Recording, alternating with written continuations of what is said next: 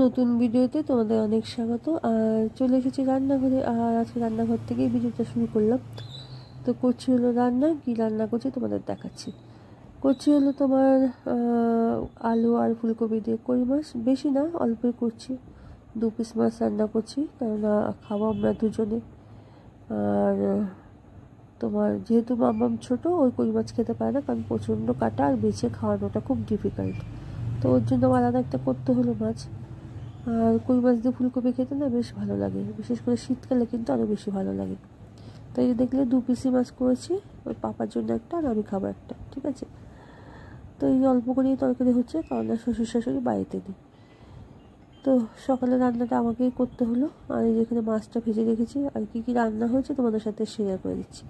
হয়েছে ভাত, হয়েছে হলো এটা দেখো রুটি দিয়ে খাওয়ার জন্য ঘুগনি, আর হয়েছে হলো ডাল, ঠিক আছে। তো ওই মাছ খাবে না বলে মামামের জন্য তোমার কাতলা মাছ ভেজে রেখেছি আর কি, ডাল দিয়ে মাছ ভাজা দিয়ে খাইয়ে দেবো। আর এখানে দেখো কত রকমের মাছ এসছে আজকে, যেহেতু আজকে রবিবার, তো সেজন্য বাজার চলে এসছে। আর কত রকমের মাছ এসছে তোমাদের সাথে দেখাচ্ছি আর কি। আমিও এখনো দেখিনি যে কী মাছ এসছে না এসছে, তো এক এক করে বের করি তারপর দেখছি। তো অনেকগুলি মাছ, ব্যাগটা বেশ ভারী আর কি। তো মাছের মধ্যে অনেকগুলি এনেছে, তো দেখা যাক কী। তো এখানে প্রথমেই বেরোলো হলো চিংড়ি মাছ, তারপরে হলো কাতলা মাছ,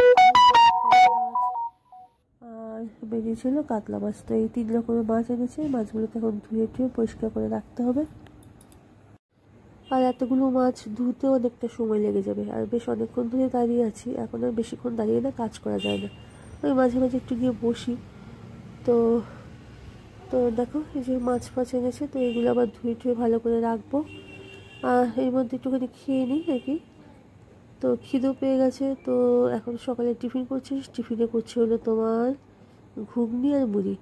আর মাঝে মাঝে একটুখানি স্বাদটা বদল করলে ভালোই লাগে। তো রোজ দিন রুটি আর তরকারি ভালো লাগে না, তো আজকে সেই জন্য টিফিনে খাচ্ছি হলো ঘুগনি মুড়ি। আগের দিনই মটর ভিজিয়ে রেখেছিলাম, তো সেই মটরটা দিয়ে ঘুগনি করা হয়েছে আর কি। আর ঘুগনিটা বেশ ভালোই লাগছে খেতে। আর মুড়ি দিয়ে সাথে একটু কাঁচা পেঁয়াজ নিয়ে নিলে তো কোনো কথাই নেই। আর শসা পেঁয়াজ থাকলে তো একদম দারুণ জমে যাবে ঘুগনি মুড়ি।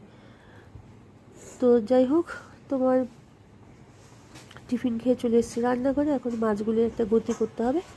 তো এই মাছগুলো একটা করে ধুচ্ছি আর কি, ধুয়ে রাখছি। কাতলা মাছটা তো খুব একটা ঝামেলার কিছু নেই, ধুয়ে রাখলেই হয়ে যাবে। কিন্তু তোমার ধরো যেটা নাকি তোমার পলি মাছ আছে, পলি মাছে কিন্তু প্রচণ্ড আঁশ থাকে, মানে ছোটো ছোটো আঁশ আর কি। বাজার থেকে ছাড়িয়ে দেয়, কিন্তু তারপরেও প্রচুর আঁশ থেকে যায় আর কি, নিজেদের আবার ছাড়াতেই হয়।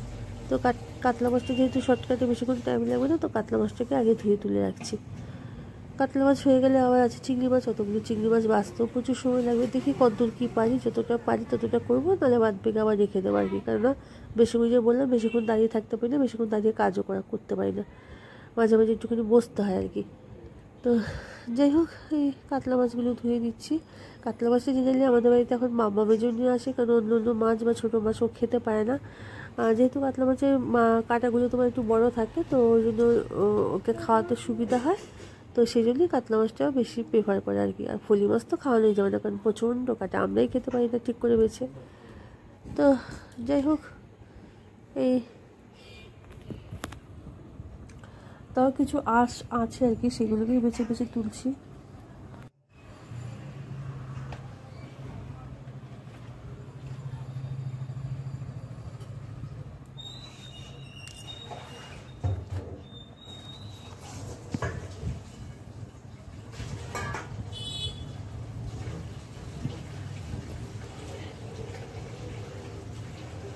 তো কাতলা মাছটা তো মোটামুটি ধুয়ে ফেললাম। এবার আসছে হলো ফলি মাছের পালা। ওই যে ফলি মাছে বললাম প্রচণ্ড আঁশ থাকে, সেগুলোকে আবার নিজেকে ভালো করে আঁশগুলোকে তুলতেই হবে আর কি।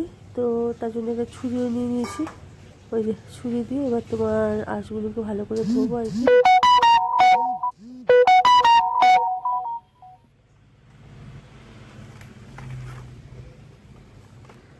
তো এই দেখো ফলি মাছগুলোতে প্রচণ্ড আঁশ, ছুরি দিয়ে ভালো করে ঘষে ঘষে ধুচ্ছি। আর চিংড়ি মাছটা আজকে কাটবো না, কারণ ফলি মাছটা ধুতে অনেকটা সময় লেগে যাবে আর কি, কারণ এখনও আঁশ রয়েছে। তো ভালো করে ধুই। এই অনেকক্ষণ ধরে দাঁড়িয়ে আছে, কোমর ব্যথা করছে আমার, তো পাও ব্যথা হয়ে গেছে। আর পায়ে তো আমার এমনিই যন্ত্রণা, কারণ ওই জন্য ডাক্তার ওষুধও দিয়েছে। তো ওষুধটা 1 মাস খেতে বলেছিল, তো কি ইমপ্রুভমেন্ট হয় সেটা আবার ডক্টরকে জানাতে বলেছিল। যাই হোক, ধোয়া ঠোয়া তো হয়ে যায়। তো তোমাদের আবার নতুন একটা ভিডিওতে তোমাদের সাথে দেখা হবে। সবাই খুব ভালো থেকো, সুস্থ থেকো, আর সবাইকে ভালো লেখো। টাটা।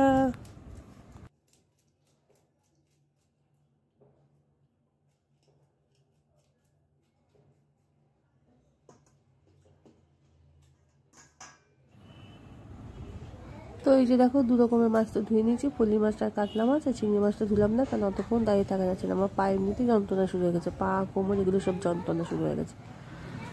তো যাই হোক, এমনি ধুয়ে রেখেছি জল দিয়ে, কালকে চিংড়ি মাছটা ধোবো আর কি, ঠিক আছে। তো যাই হোক, সবাই খুব ভালো থেকো, সুস্থ থেকো, সবাইকে ভালো রেখো।